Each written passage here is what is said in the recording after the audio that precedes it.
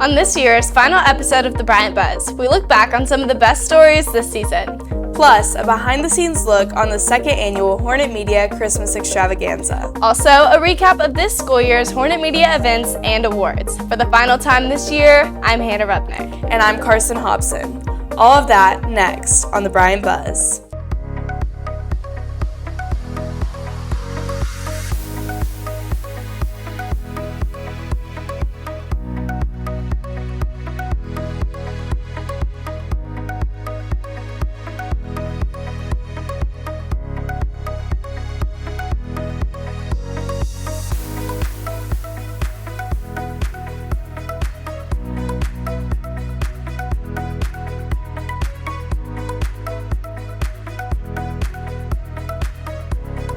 On our January edition of the Bryant Buzz, Hornet Media reporter Chelsea Jensen took to the skies for this story, featuring a senior taking internship hoping to obtain her pilot's license. Let's take a look at this award-winning story.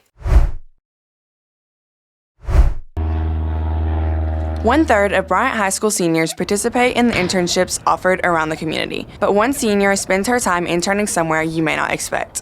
Senior Grace White is an intern at the Saline County Airport. Honestly, it's pretty interesting. You have some days that are really fun and you don't really do much, and you have some that are really hectic when a lot of people come in, and that's usually around the holidays, but it can be very entertaining and really chill sometimes. A lot of people usually are requesting fuel. They're tired and all of that, so we'll get out the fuel truck and get that done. I love being around here, just the versatility of it all. Miss Lindsay Forga is the Bryant High School teacher supervising Grace's internship. She's our only intern that's there currently, and it's kind of been a new internship compared to what our students had done in the past. Not only is Grace interning at the airport, she's also working towards her pilot's license. In the sky, Grace is confident flying the 3-6 Tango, but it wasn't always that way. I was entirely terrified and talking to myself the entire time doing my solo. Certified flight instructor AJ Ambort witnessed how scary it can be for a new pilot. Grace was extremely nervous the first time she flew, just like every student is. It's a big, high-stress environment. We're feeling a lot of stuff you don't normally feel, but yeah, she was shaking a lot with her hands all over the place a little bit, but we calmed her down. We had a lot of fun. With the average student pilot age of 33, Grace is on the runway to success, but still figuring out her flight pattern. Well, I'm here because I want to be a pilot, but I'm still debating if I want to be an airline transport pilot or if I want to go corporate. Her passion for aviation began in junior high. I changed my course of action in about 8th grade when my mom surprisingly got me a Discovery flight, and that's where it all came from. Grace has gained 40 of the 1,000 hours needed for her pilot's license, flying alongside her boss. Ambort knows how much the internship is going to benefit Grace outside of high school. It's a phenomenal opportunity for Grace because it allows her to advance her career not only in the professional pilot department, but as well as her career in aviation management. Grace's determination put her ahead of the curve, and the time she has put in at the Saline County Airport will allow her to achieve her pilot's license by March 2023. For Hornet Media, I'm Chelsea Jensen. With the school year coming to a close, we can expect to see some changes next year due to Governor Sarah Huckabee Sanders' Arkansas Learns plan. Hornet Media reporter Nevaeh S. Robinson covered this story in March on our weekly show, Hornet News Network. And in fact, Hannah, Governor Sarah Huckabee Sanders signed the Arkansas Learns Act into law Wednesday, and many public school teachers have expressed their opposition to the plan, but what exactly is going to change within the public school system? Mr. Turner, an English 11 and 12 teacher, has stayed up to date with what the plan entails. It is going to completely change education in a lot of part of Arkansas. The plan changes so much. It goes anywhere from public money going to private schools. The voucher program is a huge, probably the most visible part of the plan, but the Learns plan also changes how teacher pay is going to work. With controversy surrounding passing of the bill, Mr. Turner has his own opinion of the Learns Act. The idea of charter schools taking money and private schools taking money from public schools does nothing for the public good. 10th grade English teacher Mr. Buchanan went to the Arkansas Senate Education Committee to voice his opinion on the Arkansas Learns bill and how he and other teachers feel they aren't being heard, stating it only represents an initial investment of recruiting teachers as opposed to keeping them long term, which I believe will lead to bigger problems in the state education and bigger problems for students. When the bill was sent to the House, it was cleared and sent to the Senate within 48 hours. Mr. Turner, along with other educators, believe the process happened too quickly. When you only have 48 hours from the time a bill is introduced to the first hearing, that's really hard to be informed. So I don't fault citizens, even though, oftentimes citizens aren't engaged with politics. I get it. It's not fun to read laws. I understand. But even for those citizens who want to be engaged, 48 hours just isn't enough. Mr. Turner argues that state funding for private and homeschooling is un-American, claiming that public schools builds our democracy. Public school is for society. Public school is how we have an informed electorate that is critical thinking enough to make good choices for our leaders. And without public schools being the foundation of that, I worry about democracy as a whole. Hornet Media attempted to reach out to Governor Sanders' office weeks ago for comment, but received no response. However, in her press conference Wednesday, she stated Arkansas will go from 48th in the nation to top 5 for starting teacher salaries, and that parents will be empowered to send their kids to whatever school is best for them. For Hornet News Now, I'm Nevaeh S. Robinson. During our first episode of 2023, I got to report on a career field perfect for those who wish to help others. Speech-language pathologists assist many students within the Bryant School District. Here's the story now. Bryant Public Schools employs a wide range of specialists to assist with student learning. The speech-language pathologists on campus provide services to help students communicate. Miss Elizabeth Squires is in her first year here at Bryant as a speech-language pathologist. I have never wanted to do anything else. I don't know why I wanted to do this. My younger siblings got speech therapy, but other than that, I was just like, okay, that's what I'm going to do. Miss Squires stays busy during the day, sometimes seeing as many as 11 students during one-on-one sessions. So we have 9 areas. We have articulation, which is what most people think we do, which is like the speech sounds. We do language, we do fluency, AAC. SLPs are in high demand in education and other places such as hospitals. For Miss Squires, she made the leap to education after shadowing a former speech pathologist in the district. I never in my life thought I was going to work in a school. I was like, that's not for me. But then I came here in the spring of 2022 and I worked with her, and she showed me just all of the fun things that you can do in a school. These high school kids are just the absolute best. Nearly 1 in 12 children in the United States have a disorder related to speech, language, and swallowing. While the students are pulled from class, they are still learning and having fun with Miss Squires. They just see it as like, okay, I get to go hang out with Miss Elizabeth. Our kids, we play some mean Uno games all the time. We do work, but we play a lot of Uno. Like after a session, these kids were like, okay, I love you. And I'm like, I love you too. And you never know, what people are getting at home. So I just try to give them all the love I possibly can within the 30 minutes that I have them. Speech therapists work closely with other departments, sharing the common goal of seeing their students succeed in and outside of the classroom. Miss Leanne Shepard is an occupational therapist for Bryant High School. With speech, they work mostly on the communication part. And being able to express their wants and their feelings. With occupational, we do that, but we also work on a lot of educational type goals, fine motor, handwriting. Any occupation in the medical field is highly valuable right now, but with speech pathology, you can work almost anywhere at any time. You can always have a job, and if you're scared of getting bored, this is something too, because you can always change. I mean, I've worked with 99 years old all the way down to like 3 months old. So you get to see it all. So if you're scared of being bored, if you have a heart for people, I mean, you can't go wrong with this. Speech pathology is the best job ever. I don't recommend anything else. For the Bryant Buzz, I'm Hannah Rudnick. February was Career and Technical Education Month. CTE classes work to prepare students for their futures and their desired careers. Hornet Media reporter Bentley Ballesteri found one of those classes here on campus. Here's his coverage on the Principles of Engineering class. It's opposite, yeah. So what trig function goes with opposite side?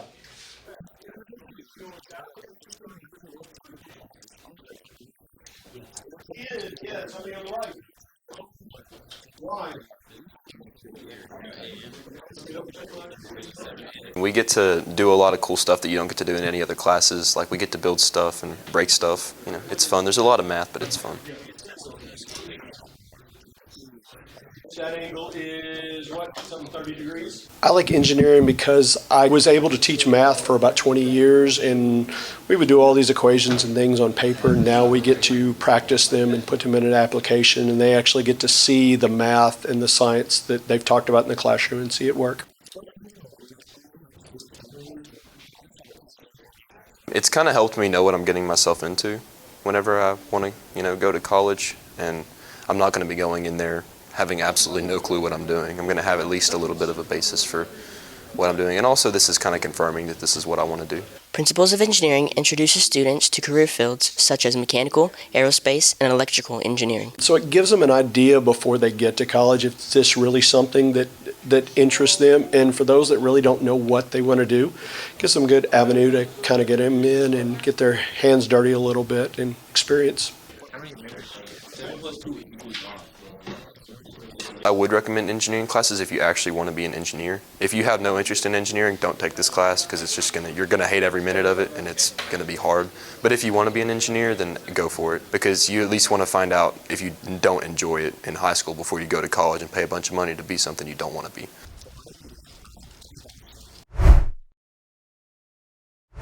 And as always, it's time for our 212 Spotlight. This year, we featured many staff and students who embodied the 212 mentality set by Coach Buck James. But one of my favorites has been Sophia Merle's 212 Spotlight on Mr. Coy. Although his career started in English, Mr. Coy quickly learned where he was truly meant to be. I was a big reader and I always did well in English, so that's where I started. When I was teaching 9th grade, Miss Stein, she asked if I'd like to take over the freshman book, and that's when I started to get my passion for journalism and, the teaching aspect of it and being able to see it from a different side. Teaching a specialty program like journalism, Mr. Coy admires all the little things that add up to create a successful program. There's so many different facets of it, so it's hard to say that the teaching itself, because that's so many parts of it, but, all those different parts, it's something that really interest me, and I like trying to find the best way to get information across, and I like to throw challenges at students and watching them make sense of it. With all that he has to face with his journalism classroom, he always enjoys the reward at the end. All those days or weeks of stress you can see on their faces as a deadline gets close and when they turn something in, and especially when it's just a quality piece of work, you can tell that sense of accomplishment, you can see it on their face. Along with teaching, one reason Mr. Coy is this month's 212 Spotlight is because he has also earned his commercial driver's license and commits 2.5 extra hours before and after school to driving a bus. So it started with having to go and do a written exam. Once I got the written exam, I had to go through and do physical, and had to do a couple of other paperwork pieces before doing some training with some trainers and doing my driving portion of the test. So all in all, like I said, back and forth between state agencies and coming up to the school to practice, it was a good month and a half of work. After teaching a sheltered English class, he learned a valuable lesson that he can carry with him today and for the rest of his life. It's helped me be more open to giving opportunities. It would be very easy, I think, for someone in my position to say, I'm real nervous about, someone who doesn't have strong English skills to come in and do interviews or to write up a story. But I think working with that population first gave me a chance to see, hey, they are very bright, capable with the right structures, and they can be very successful. So if anything, I think it's helped kind of reveal maybe my biases I had beforehand and open myself up to, let's give people a chance if this is something that they're passionate about, something they want to pursue or try out. For the Bryant Buzz, I'm Sophia Merle.